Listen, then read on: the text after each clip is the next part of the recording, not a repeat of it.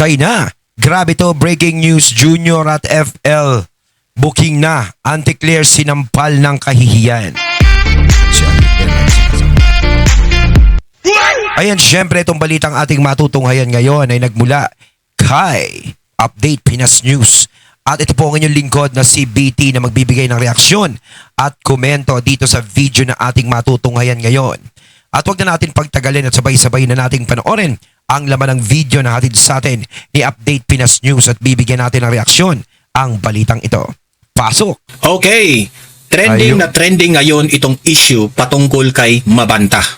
Ayun, syempre bago natin simulan ng video ito, nice ko nga pala magbigay ng credits dito sa boses at video na matutunghayan natin ngayon at bibigyan ng reaksyon walang iba kundi si Sir Don Mar TV. Syempre huwag niyong kalimutang suportahan ang channel ni Sir Don Mar TV mga katunay, pakibisita po yan at huwag niyong kalimutang mag-subscribe at mag-follow para maging updated po kayo sa mga vlogs, reactions sa mga balita na hinahatid sa atin ni Sir Don Mar TV. Ipagpatuloy natin. Kami po ang nagsasabi na ito ay panglilihis sa issue patungkol sa flood control anomaly. Ito nababalitaan ko tong si Mabanta. Laman to ng mga bali-balita eh. Kaya medyo na-curious tayo ng konti. Kaya nireaksyon na natin to.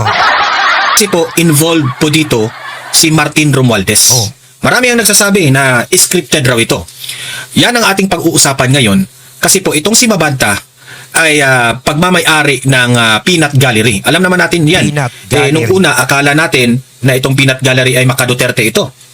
Kung mapapansin po natin sa kanilang website, ang mga binabanatan ay medyo hindi masyadong grabe yung banat nila sa Marcos administration. Pero binabanatan nila. Pero hindi mo doon makikita na binabanatan nila si Martin Romualdez. Teka lang, binabanatan nila yung Marcos administration. Pero bakit dito sa litrato close?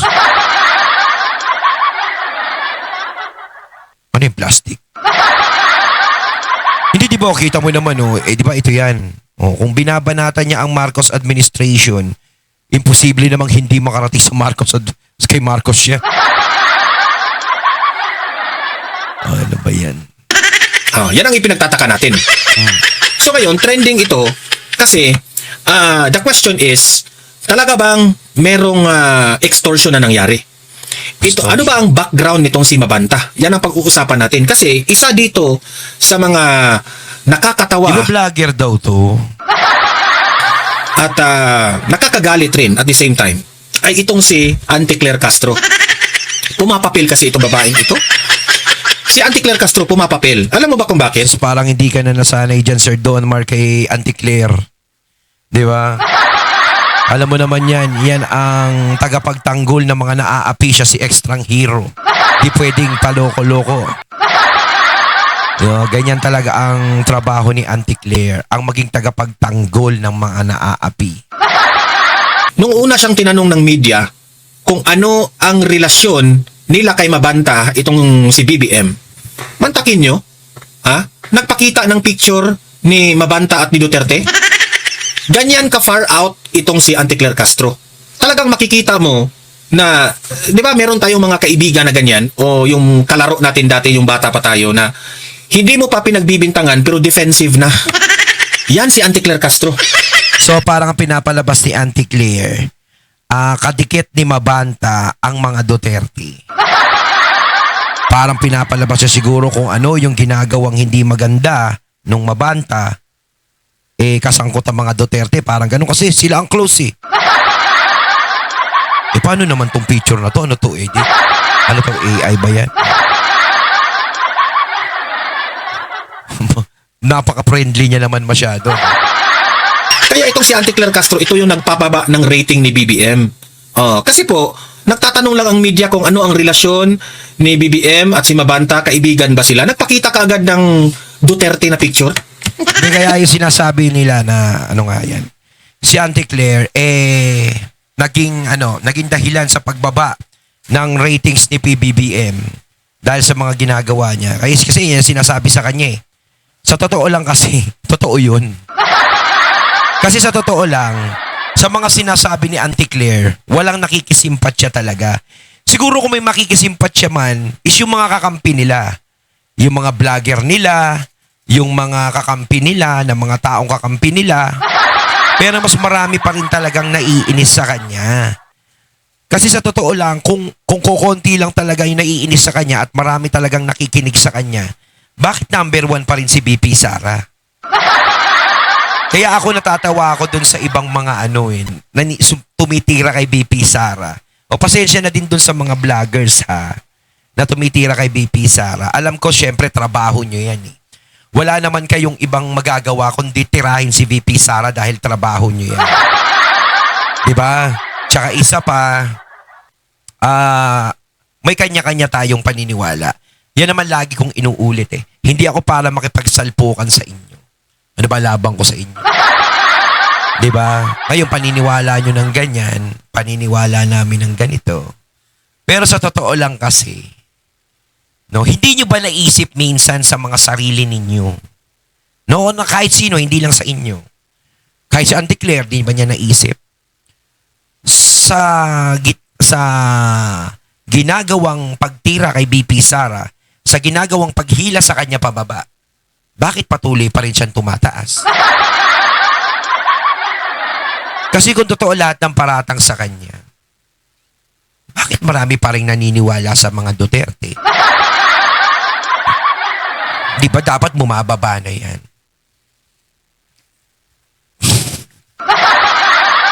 Ay, wala lang akong masabi, parang nagmema lang ako. Tuloy Ganyan na ba kayo kadesperado para siraan ang mga Duterte at ganyan kasinungaling? Kasi hindi po inamin ni Claire Castro na kaibigan itong pamilyang Marcos at si Mabanta. Hindi niya inamin, pero booking siya. Kasi lumalaganap itong ebidensya. Ito mamaya ipapakita ko sa inyo yung video na yan eh. Hindi, sa totoo lang kasi hindi naman magsasalita si Castro ng magiging kasiraan ng pinaglilingkuran niya. Di ba? Medyo jahi yung ganon. Hanggat kayang iiwas, hanggat kayang ang ipagtanggol, di ba? Yun naman kasi ang trabaho niya eh. Maging tagapagtanggol. O so, kung niya yan, di ba? Lumalaganap na may kinaugnayan. At hindi lang basta-basta kaibigan malapit na kaibigan. Pero ang pinagbibintangan, Duterte. Lahat na lang ng kasalanan ng bansang ito, Duterte. Itong si Mabanta, ikukunik na naman ito sa mga Duterte. Grabe. Yan ang mga pag-uusapan natin ngayon kasi grabe. Kita nyo si Sir Donmar, pag lagi ko nire-reactionan, lagi magsisimula pala pero ang haba na ng nasasabi ko. Sir Donmar talaga eh. Itong issue ni Mabanta ngayon, no? Pero guys, bago ang lahat, bago natin ito pag-uusapan, help me po muna na i-like at saka i-share itong video natin para guys kakalat ito sa taong bayan. At sa mga first time na nanood dito ay makaparticipate sila, no? Importante na mag-share tayo, like dito sa video na ito. Para naman guys ay mabasa ko yung mga comment ninyo, okay? At sa mga first time dito sa aking channel kung first time yung nanood dito at nagustuhan nyo ang ating talakayan, yung ating banatan, ay mag-subscribe na rin kayo para updated kayo lagi sa ating mga trending na balita. Ang subscription po ay walang bayad yan, libre lang yan, okay? Yes. So paldo na kayo dito. Ito yung makita ninyo itong post ni Harry Roque. Hindi sila magkaibigan, Auntie Claire. Anong tawag dyan? Strangers with memories? Ewan ko na lang. Kasi sa totoo lang, no, si Claire Castro kasi kahit halatang halata na siyang nagsisinungaling, todo pa rin siya sa kanyang pagsisinungaling. Oo. Hindi ko lang alam kung anong sasabihin niya dito kasi kumakalat talaga ngayon sa social media itong litrato. Pino-point out talaga siya ng taong bayan na nagsisinungaling na naman siya dito. Baka sabihin niya dyan, AI lang yan. Uso naman yung mga edit, na inedit lang yung picture. Alam mo na, kung hanggat may makakalusot na mga palusot, gagawin talaga. Bakit ba, Auntie Claire? Ikinahihiya nyo ba na kaibigan itong si Mabanta at si mga Marcos family? Ayan Pero masyado siyang close sa mga sa mga kilalang tao. Kasi kung meron silang litrato ni Mabanta at saka ng mga Duterte, meron din siyang litrato ng mga Marcos. 'Di ba? So hindi pa pwedeng ibintang sa mga Duterte na kaklose sa mga Duterte yan at may ginagawa ding hindi maganda yung mga Duterte kasama si Mabanta Dahil meron din siya litrato sa mga Marcos. Hindi rin pwedeng pagbintangan yung mga Duterte. So kapag pinagbintangan ng Duterte, pwede din pagbintangan yung mga Marcos. O diba? Pero masyadong friendly si Mabanta, no? Talagang yung mga kilalang tao, mga friends niya. Tingnan nyo, yung unang picture, si BBM at si Mabanta nagyakapan. Nagyakapan.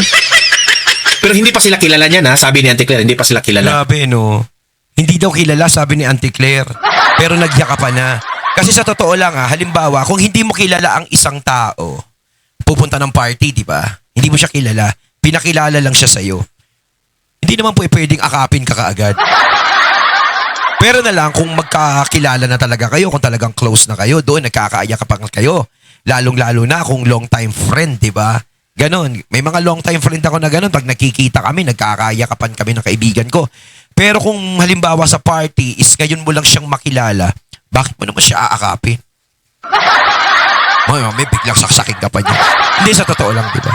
Hindi pa naman kayo close kasi kung kayo bago lang kayo nakikita, pwede naman kayong, magkamayan. Uy, tol, basta ka na. Pwede naman kayong mag-apiran. Di ba? Pwede kayong magtapikan sa balikat, mga ganun. Pero yung ganyang magyakapan, ibig sabihin kasi yan, may closeness na yan. Meron ng pinagdaanan. Meron ng pagkakaibigan talaga na namuo dyan. So, ibig sabihin, magkakilala talaga sila. Kasi huwag na tayo maglokohan. Hindi naman kahit sinong tao, no? Kayo mga katunay. First time nyo lang nakilala yung tao, makikipagyakapan kayo kakaagad.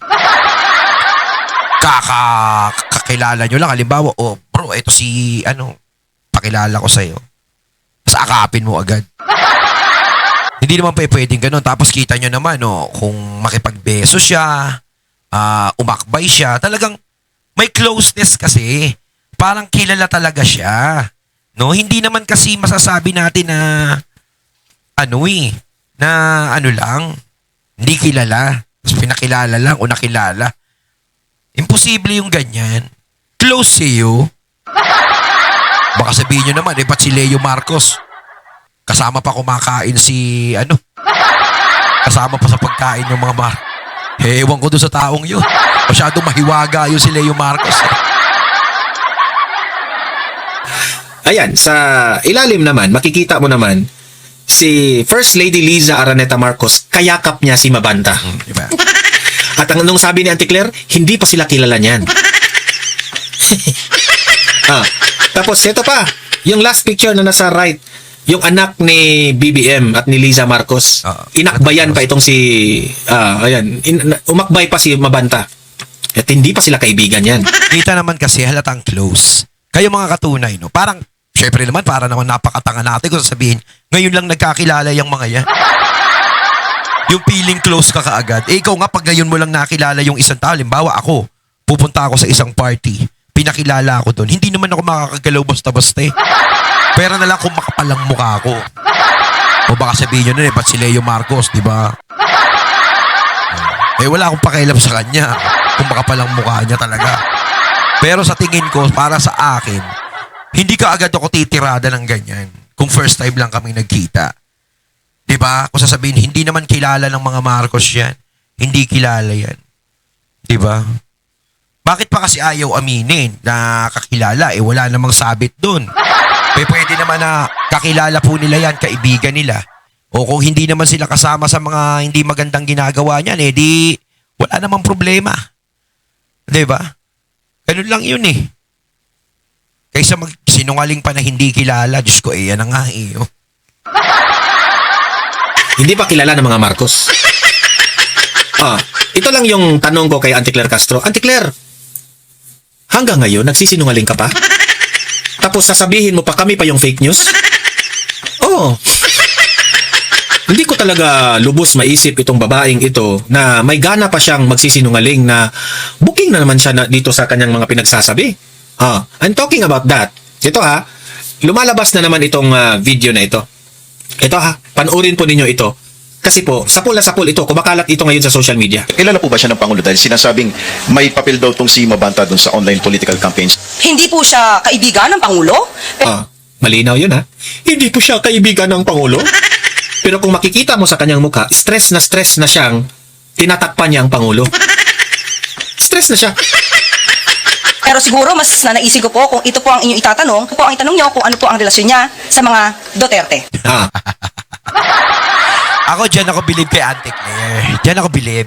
Kapag merong tinatanong doon sa pinaglilingkuran niya, halimbawa yan, kilala po ba nila si Mabanta? Ay, hindi nila kilala yan. Pero sandali, bago niyo ako tanungin, ipapakita niya yung mga Duterte. Alam niyo sa totoo lang, Auntie Claire, kasi talagang nakikita talaga dito kung paano ka dumipensa. Doon pa lang is pinupuri na kita. Papalakpakan na kita sa ginagawa mong trabaho. Siyempre talagang matutuwa sila sa'yo. Auntie Claire, kung meron kang ebidensya na ilalabas, meron din namang ebidensya na lumalabas. Ayan o, yung litrato. Hindi sa akin galing yan, nakita lang natin yan. Pero paano mo ito maipapaliwanag? Diba? Kung may litrato si Mabanta kay PRRD o kahit sino pa sa mga Duterte, bakit meron din ganitong litrato sa mga Marcos? Diba? Kung ididikit ang mga Duterte sa ginagawang hindi maganda nung Mabanta na yan, pwedeng maidikit din ang mga Marcos doon sa ginagawa din ito na hindi maganda. Di ba? Pwede naman nating ilagay na kung nakasama siya ni PRRD, pwedeng naging kaibigan pero hindi naman kasama sa kalokohan. Kung nakilala naman siya ng mga Marcos, pwedeng naging kaibigan pero hindi nakasama sa kalokohan. Ganun naman, ganun lang ang simpleng sagot, Auntie Claire. Hindi na natin kailangan magtatatanggi. Hindi na natin kailangan maglililiko ng usapan o idamay pa yung ibang tao. 'Di ba? Lalong-lalo na kung may mga ganitong ebidensya o litrato na lumalabas. Kasi hindi mo pwedeng ano yan basta-basta na lang na pagtakpan o ano. Kasi ayan halata namang hindi po yan edited 'Di ba? Ay nako. Auntie Claire, gamay-gamay naman. nagpakita siya ng nagpakita yan. Kasi hindi yan buong video yan Nagpakita siya ng picture ni Duterte at ni Mabanta. Si PRRD. At nung nakita ko ang vlog ni Banatbay, in-explain ito ni Banatbay bakit may larawan si Duterte at si Mabanta. Ayun. Yun pala yung time na yun, nung 2016, na kabago-bago lang naging presidente si Duterte, ini-invite po lahat ng mga vloggers na tumulong noong campaign. At isa doon sa mga na-invite ay si Mabanta. At doon sa loob ng Malacanang ay meron pong portion sa kanilang event na lahat ng mga vloggers na sumuporta kay Duterte are given chance na makalapit kay Duterte at magpa-picture. So, Okay. hindi po ganun na magkaibigan po si Duterte at si Mabanta. Kasi Kasi wala, kung may litrato man sila si Mabanta at si PRRD, hindi sila magkayakap. Ito pwede mong sabihin kay PRRD kung hindi sila magkayakap kung nakatayo lang si PRRD tapos si Mabanta nakatayo lang din, ibig sabihin yan, pwedeng lumabas na nagpa-picture lang. Di ba? Pwedeng ganon. Pero kasi itong isang litrato, Auntie Claire ang hirap ipaliwanag yan. Di ba? Kaya nga sinabi ko kanina, pwede mo namang sabihin na kakilala naman. Kakilala. Pero hindi kasama sa kalokohan. Yun. Pwedeng ganun. Ganun lang kasimple. Ganun lang kasimpleng sagot. Wala nang cheche bureche na kung ano-ano pa yung pinapakita. Wala nang cheche bureche na kung ano-ano pa yung dapat sabihin. Di ba? namang picture na naghalikan si Duterte at si Mabanta. Wala namang picture na yumayakap si Mabanta kay Duterte. Hindi kagaya nito. Nagyakapan pa ang dalawa, si BBM at si Mabanta. Wala ngang picture na si Duterte at si Mabanta nagkamayan lang. Wala nga eh. Tapos sasabihin mo ngayon, ano itong picture na ito? Blah, blah, blah. Ito, ano yung video yan, Auntie Claire? Nagmukha katulong si Chucky Dal, Auntie Claire. Ang sweet. Sometimes, no, yung mga banat ni Auntie Claire, bumabakfire sa kanya. Nabubutasan nagkakaroon ng butas Yung mga palusot niya madaling mahuli. Pahiya siya dito. Oh. Ito daw si Mabanta. Ano raw to? Sabi ni Banatbay, kasi si Banatbay naman talaga ang may alam patungkol dito. Kasi nagsama sila dati dyan nung sumusuporta pa itong si sino to? Si Mabanta. Mabanta kay Duterte. Mm. At sabi doon, ito daw si Mabanta ay parang naalis ito bilang supporter ni BBM. Yun lang ang istorya niya. Naalis siya. Kasi nagmamagaling raw ang isang vlogger na inanalyze ko naman si Thinking Pinoy. Si Thinking Pinoy yung pinili raw. Walang binanggit si Banatbay pero yun ang analysis ko. Napakang si Thinking Pinoy naman ang alam niyo naman si Mamshi at si Thinking Pinoy naniniwala itong si Mamshi. So siguro pinili ni Thinking Pinoy na ayan Mamshi, tanggalin niyo yan. Itong vlogger na ito, tanggalin niyo yan. Kasi ganoon yan si Thinking Pinoy So kung tutuusin, susuluhin niya. So ngayon si Thinking Pinoy wala na yung kredibilidad ngayon, no? So ngayon, eto, nabuking si Auntie Claire. Ito pa. Duterte. Ito yung post ni Franco Mabanta. Ito po'y pinost niya 2018. Presidente pa nito si Duterte. Sabi niya dito, feeling loved with Roger Mabanta at Forbes Park Village. So meaning to say, bahay po ito nila dyan. Di ba? Finally, back in the country, mud wrestling in mad jet lag, barely getting through the day, and then this happens. I never had a surprise birthday party in my life. Thank you to my best friend Franz Gerard Reyes Imperial, Tito Bongbong, and Tita Liza Marcos. Okay, Ayan. mo naman, Tito, tita. Hindi, ibig sabihin talaga parang may closeness kasi yung ganyan Di ba? Pwede naman tawagin kung kakikilala lang na sir, madam, ma'am. Di ba? Boss. Pero yung tita, tito, parang kasi, may closeness talaga na namumuo. Diba? Diyos ko naman. Tinawag pa niyang Tito Bongbong. Tinawag pa niyang tita si Liza Marcos. Oo, kasi And everyone who made me feel so very... parang ang kapal naman ng mukha mo kung hindi mo sila close tapos tatawagin mo silang tito, tita. Diba? Kakikilala mo lang kahapon tapos magpo-post ka na ng ganyan. Diba? Kakikilala mo lang kahapon tapos hindi na kayo nagkikita. Tapos pagdating mo, nag-post ka ng ganyan. Tatawagin mo silang tito, tita. Close. Yan, hindi pala makipag-close nito ni Franco Mabanta. Diba? Yung tipong isang araw niya palang nakita, close na agad. Tito, tita na. Aba. very happy last night. Ayan. So, imaginein mo, sinurprise pa siya. May surprise pa. Tapos hindi sila kaibigan ayon kay Auntie Claire. So, anong tawag mo kay Auntie Claire? Sinungaling. Sinungaling. Ayan, i-play pa natin video ha. Ayan sinurprise siya. Ayan. Ayan Sino yan? Yakap sila ni Eliza. Yakap sila ni BBM. Ayan. Yeah. Yan ha. Hindi edit yan. Di AI yan ha. Diba? Ayan naman yung tanong na ibabalik kay Auntie Claire. Ano naman ito? Diba? Paano mo maipapaliwanag ito? Diba yun? Hindi pa sila kilala niyan. Nag-inuman pa. Hindi diba? po siya kaibigan ng Pangulo. Hindi pa rin kaibigan. So, anong tawag niya doon? Si BBM? Enemy. Ang isang stranger na tao, sinurprise niya sa birthday party? Wow! BBM, hindi man tayo magkakilala, BBM, no? Sana i-surprise mo rin ako. Sana all. Wow! Sinusurprise. Pero hindi po siya kaibigan ng Pangulo. Wow. Kung ang itanong niyo kung ano po ang relasyon Hindi kaibigan, no? Pero ang sarap ng mga ngiti nila, ito pa to. Pinost po ito, August 22, 2018. Thank you for being a mentor and a defender. At Mentor pa. kaya pala mentor ka pala nito? For being our general. Wow! General pa. For finding the perfect balance between firm, whip cracker, and beautiful creative nurturer. And most importantly, for being a second mother to me. Second mother pa. Yung tipong kahapon lang kayo nagkakilala, no? Kung gano'n ang ikakatwiran nila, no? Grabe. Second mother pa talaga. Tapos, hindi siya kilala ha. Ayon kay Ate Claire, hindi sa kilala. Baka mamaya katwiran nila sa susunod eh. Ba't si Francis Leo Marcos feeling close sa mga Marcos? Hindi naman Marcos.